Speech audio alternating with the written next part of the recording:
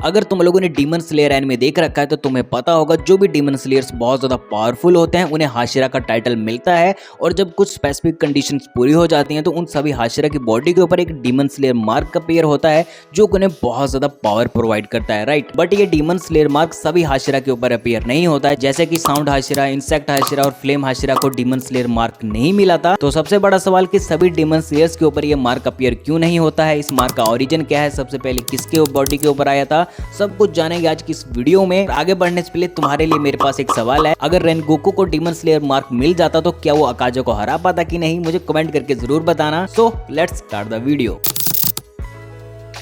तो सबसे पहले ये डीमन स्लेयर मार्क देखने के लिए मिला था योरोची के माथे के ऊपर। और जितने भी आज हम लोग ब्रीदिंग स्टाइल देखते हैं वो सन ब्रीदिंग से बनाई गई हैं और सन ब्रीदिंग को बनाया था योरोची ने ही। अब ऐसा नहीं था कि योरोची को ये demon slayer mark demon slayer बनने के बाद मिला। योरोची को ये मार्क जो उसके जन्म से ही मिला था। जब योरोची पैदा हुआ था तो उस टाइम इस मार्क को काफी ज्यादा अशुभ माना जाता था और इसलिए योरोची के फादर उसे मारना चाहते थे। पर आगे चल के यही डीमन स्लेयर मार्क बहुत सारे डीमन स्लेयर्स के लिए काफी ज्यादा फायदेमंद भी साबित हुआ और नुकसानदेह भी। फायदेमंद इसलिए क्योंकि ये डीमन स्लेयर्स को काफी ज्यादा पावर प्रोवाइड करता था और नुकसानदेह इसलिए क्योंकि जब भी किसी डीमन स्लेयर की बॉडी के ऊपर ये मार्क अपीयर होता था दैट मींस कि वो बंदा 25 साल के बाद मरेगा। आई मीन 25 साल के बाद वो जी नहीं सकता है। अब यहाँ पे कुछ लोग ऐसे होंगे जो बोलेंगे कि योरोची तो 85 साल तक जिया था, तुम बोल रहे 25 में ही मर जाते हैं। तो देखो इसकी सबसे बड़ी वजह ये है कि योरोची जो है और लोगों से बिल्कुल अलग था और उसके पास कुछ और स्पेशल एबिलिटीज भी थी, लाइक ट्रांसपेरेंट वर्ड, जिससे कि योरोची अपने ओपोनेंट के ब्लड वेसल्स को, जॉइंट्स को, मसल्स को इजीली देख पाता था, जो कि उसे भाई काफी ज्यादा पावरफुल बना देती हैं। और ऊपर से योरोची बचपन से बहुत ज्यादा टैलेंटेड था, उसने 7 साल की उम्र में ही तलवारबाजी को मास्टर कर लिया था। योरोची 25 साल की उम्र में नहीं मरा अदर डीमन स्लेयर्स की तरह। इसकी सबसे बड़ी वजह ये हो सकती है कि योरोची ने सन ब्रीदिंग स्टाइल को काफी अच्छे तरीके से मास्टर कर लिया था, जिससे कि वो डीमन स्लेयर मार्क का जो कर्स था वो खत्म हो गया। तो ये तो रही योरोची की बात, जिसे कि ये डीमन स्लेयर मार्क जन्मजात से ही मिला था। पर अगर अदर डीमन स्लेयर्स को ये मार्क चाहिए तो उनकी बॉडी को कुछ स्पेसिफिक कंडीशंस पूरी करनी पड़ेंगी, जैसे कि हाशिरा का दिल 200 बीबीएम की तेजी से धड़कना चाहिए, उसकी बॉडी का टेम्परेचर 39 डिग्री सेल्सियस होना चाहिए और सबसे इंपॉर्टेंट वो लाइफ एंड डेथ की सिचुएशन में होना चाहिए। अगर किसी हाशिरा की बॉडी इन तीनों कंडीशन को पूरा करती है तो उसे डीमन स्लेयर मार्क मिल जाता है। और करंट टाइमलाइन में जब भी किसी हाशिरा ने इन सारी कंडीशंस को पूरा किया है तो उनकी बॉडी के ऊपर ये मार्क अपीयर हो जाता है, जैसे कि sound Hashira, stone Hashira, love Hashira, mist Hashira, साथ में तांजीरो भी। और इस डीमन स्लेयर मार्क की एक और एबिलिटी ये है कि जब ये किसी डीमन स्लेयर के ऊपर फर्स्टली अपीयर होता है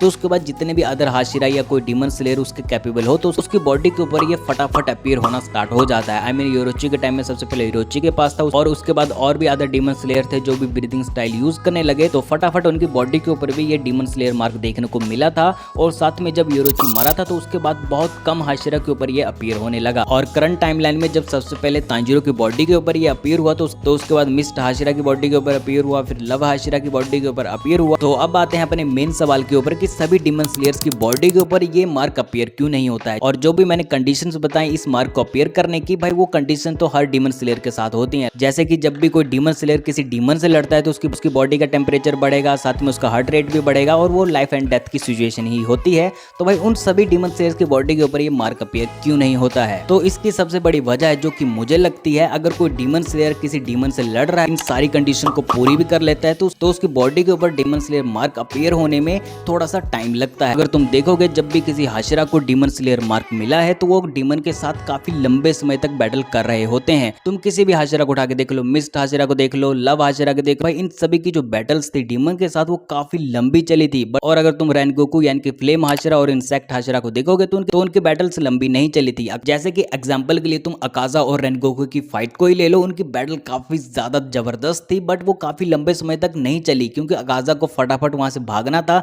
नहीं तो भाई सूरज निकल जाता और वो मारा जाता। और इसीलिए वो फटाफट रेनगोकू को मार देता है और रेनगोकू भी अकाजा को काफी समय तक नहीं रोक पाता है। अगर वो थोड़े टाइम तक और अकाजा को रोक लेता यानी कि अपने आप को मरने नहीं देता तो पक्का उसकी बॉडी के ऊपर भी वो मार्क अपीयर हो ही जाता, क्योंकि रेनगोकू की बॉडी के ऊपर वो सारी कंडीशंस अपीयर हो गई थी। भाई जिस तरह से वो लड़ रहा था उसकी हार्ट रेट बढ़ गई होगी, उसकी बॉडी टेम्परेचर बढ़ गया होगा और ऊपर से वो लाइफ एंड डेथ की सिचुएशन में तो था ही। तो रेनगोकू अगर थोड़ा सा और रुक जाता, थोड़ी देर तक और नहीं मरता तो पक्का उसे डीमन स्लेयर मार्क मिल ही जाता। और सेम चीज हुई थी इंसेक्ट हाशिरा के साथ भाई जब वो अपर मून से लड़ रही होती है, तो भाई वो बहुत ज्यादा पावरफुल था और ऑफकोर्स यहाँ पे इंसेक्ट हाशिरा उसे हरा नहीं पाती, तो वो भी जल्दी ही मारी जाती है। अगर वो भी थोड़ा टाइम और स्पेंड करती, थोड़ी देर और लड़ती, तो उसकी बॉडी के ऊपर भी ये डीमन स्लेयर मार्क देखने को मिल जाता। अगर तुम्हें याद हो कि भाई वाटर हाशिरा को मार्क तब मिला था जब वो अकाजा से लड़ रहा होता है और अकाजा के साथ दो बंदे लड़ रहे थे, एक तांजिरो था और एक गियो था। और जिस भी बंदे ने मांगा पढ़ रखी है तो उसे पता होगा कि तांजिरो, गियो और अकाजा वाली जो बैटल थी वो काफी लंबी चली थी और सेम चीज और अदर हाशिरा के साथ भी हुई है जिनको डीमन स्लेयर मार्क मिला है। भाई लोग ये थी मेरी थ्योरी जो कि मुझे लगता है। तुम्हें क्या लगता है, तुम्हारी कौन सी थ्योरी है, मुझे कमेंट करके जरूर बताना। तो मिलते हैं नेक्स्ट वीडियो में।